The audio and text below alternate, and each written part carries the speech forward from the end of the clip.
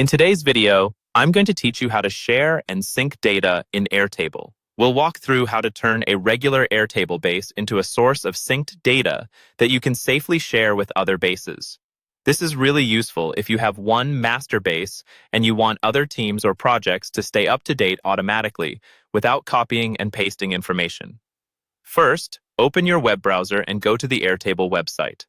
If you're not already signed in, log into your account so you can see your workspaces and bases.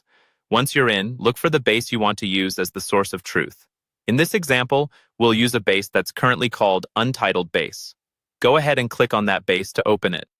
With the base open, look towards the top of the screen for the option that says Share and Sync.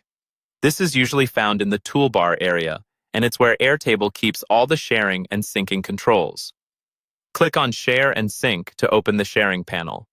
Inside this panel, you'll see different ways to share your base, but what we're interested in is syncing. Find and click on the option that says Sync Data to Another Base.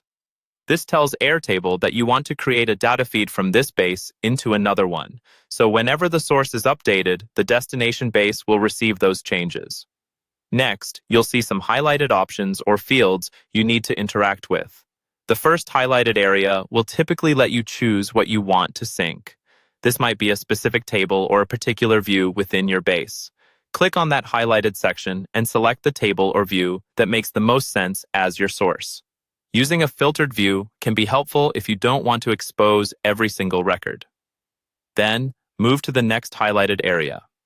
Here, you may adjust settings like which fields to include or how often the sync should refresh.